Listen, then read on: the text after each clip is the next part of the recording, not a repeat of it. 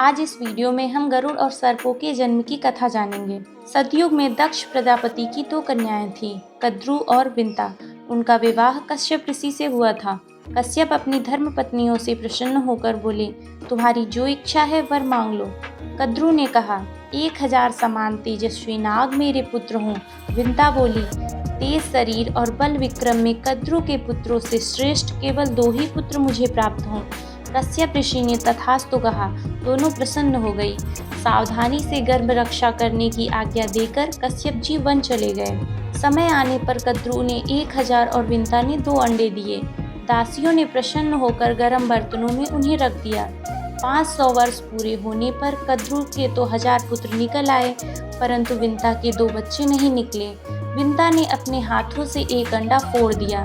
उस अंडे का शिशु आधे शरीर से तो पुष्ट हो गया था, परंतु उसके नीचे का आधा शरीर अभी कच्चा था। नवजात शिशु ने क्रोधित होकर अपनी माता को शाप दिया, माँ, तूने लोभवश मेरे अधूरे शरीर को ही निकाल लिया है, इसलिए तू अपनी उसी सौत की दासी रहेगी जिससे तू डाह करती है। यदि मेरी तरह तूने दूसरे अंडे को भी फोड़कर उसके बालक को अंगहीन न किया तो वही तुझे शाप से मुक्ति कराएगा। यदि तेरी ऐसी इच्छा है कि मेरा दूसरा बालक बलवान हो तो धैर्य के साथ 500 वर्ष तक प्रतीक्षा कर। इस प्रकार शाप देकर वह बालक आकाश में उड़ गया और सूर्य का सारथी बना। प्रातःकालीन लालिमा उसी की झलक है। उस बालक का नाम अरुण हुआ।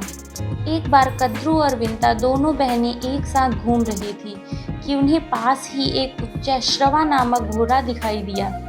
यह अश्वरत्न अमृत मंथन के समय निकला था।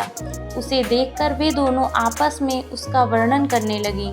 उच्चैश्रवा घोड़े को देखकर कद्रु ने विंता से कहा, बहन जल्दी से बताओ तो यह घोड़ा किस रंग का है। विंता ने कहा, बहन यह अश्व श्वेत रंग का है, तुम इसे किस रंग का समझती हो।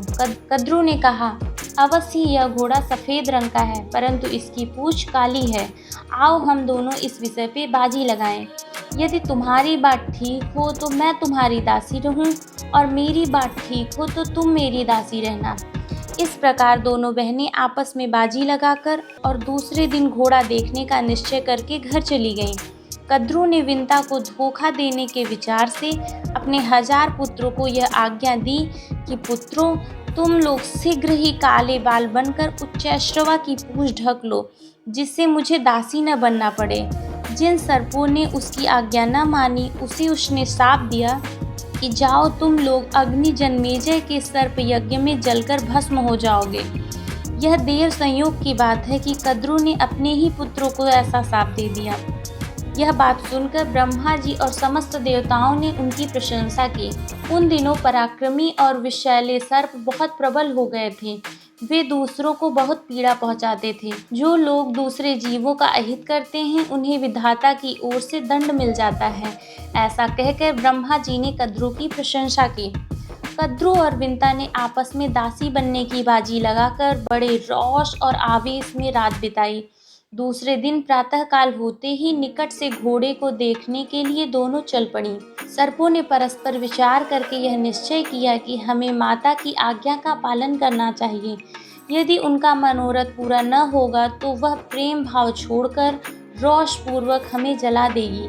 यदि इच्छा पूरी हो जाती है तो प्रसन्न होकर हमें अपने शाप से मुक्त कर देगी। इसलिए चलो हम लोग घोड़े की पूंछ को काली कर दें। ऐसा निश्चय करके वे उच्चैश्रवा की पूंछ से बाल बनकर लिपट गए, जिससे वह काली जान पड़ने लगी। इधर कद्रु और विंता बाजी लगाकर आकाश मार्ग से समुद्र को देखते देखते दूसरे पार जाने लगी। दोनों ही घोड़े के पास पहुंचकर नीचे उतर पड़ी। उन्होंने देखा कि घोड़े का सारा शरीर चंद्रमा की किरणों के समान उज्जवल है, परंतु पूंछ काली है।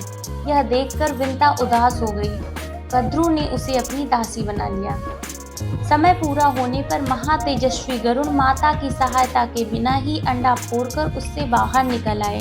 उनके तेज से दिशाएं प्रकाशित हो गईं। वे जन्मते ही आकाश में बहुत ऊपर उड़ गए। देवताओं ने समझा कि अग्निदेव ही इसी रूप में बढ़ रहे हैं। उन्होंने विश्व रूप अग्नि की शरण में जाकर प्रणाम पूर्वक कहा, अग्निदेव, आप अपना शरीर मत बढ़ाइए। क्या आप हमें भस्म कर देना चाहते हैं। देखिए देखिए, आपकी यह तेजोमयी मूर्ति हमारी ओर ही बढ़ती आ रही है। अग्नि ने कहा, देवगण, यह मेरी मूर्ति नहीं है, ये विंतानंदन परम तेजस्वी पक्षीराज गरुण है। इन्हीं को देखकर आप लोगों को भ्रम हुआ है। ये नागों के नासक, देवताओं के हितैषी और असुरों के शत्रु हैं। आप इनसे भयभीत न हो, मेरे साथ चलकर इनसे मिल लें। अग्नि के साथ जाकर देवता और ऋषि गरुड़ की स्तुति किए। देवता और ऋषियों की स्तुति सुनकर गरुड़ जी ने कहा, मेरे भयंकर शरीर को देखकर जो लोग घबरा गए थे वे अब भयभीत न हो। मैं अपने शरीर को छोटा और तेज को कम कर लेता हूँ। सब लोग प्रसन्नता पूर्वक लौट गए। एक दिन विंता अपने पुत्र के साथ बैठी हुई थी। कद्रू ने उसे बुलाकर कहा, मुझे समुद्र के भीतर नागों का एक दर्शनीय स्थान देखना है, वहाँ तू मुझे ले चल। अब विंता ने कद्रू को और गरुड़ जी ने माता की आज्ञा से सर्पों को अपने कंधों पर बैठा लिया और उन्हें अभिष्ट स्थान पर ले गए। गरुड़ जी बहुत ऊपर से सूर्य के निकट से चल रहे थे। तीक्ष्ण गर्मी के कारण सर्प बेहोश हो गए। कद्रू ने इंद्र की प्रार्थना करके सारे आकाश को मेघमंडल कर दिया और वर्षा हुई। तब जाके सर्प को सुखी प्राप्त हुआ। उन्होंने अभिष्ट स्थान पहुंचकर लवण सागर, मनोहर वन आदि देखा और खूब खेल कूद कर गरुड़ से कहा, तुमने तो आकाश में उड़ते हुए बहुत से सुंदर सुंदर द्वीप देखे होंगे, अब हमें भी और किसी द्वीप पे ले चलो। गरुड़ कुछ चिंता में पड़ गए। उन्होंने सोच विचार कर अपनी माता से पूछा कि माँ, मुझे सर्पों की आज्ञा का पालन क्यों करना चाहिए। विंता ने कहा, बेटा, इन सर्पों के छल से मैं बाजी हार गई और दुर्भाग्यवश अपनी सौत कद्रू की दासी हो गई। अपनी माता के दुख से गरुड़ भी बड़े दुखी हुए। उन्होंने सर्पों से कहा, सर्पगण, ठीक ठीक बताओ, मैं तुम्हें कौन सी वस्तु ला दूं, किस बात का पता लगा दूं, अथवा तुम लोगों का कौन सा उपकार कर दूं जिससे मैं और मेरी माँ दासत्व से मुक्त हो जाएं। सर्पों ने कहा, गरुड़, यदि तुम अपने पराक्रम से हमारे लिए अमृत ला दो तो हम तुम्हें और तुम्हारी माता को दासत्व से मुक्त कर देंगे। आज के वीडियो में बस इतना ही। आगे की कथा हम जानेंगे अगले वीडियो में। वीडियो पसंद आने पे इसे लाइक, शेयर तथा सब्सक्राइब करना ना भूलें। धन्यवाद।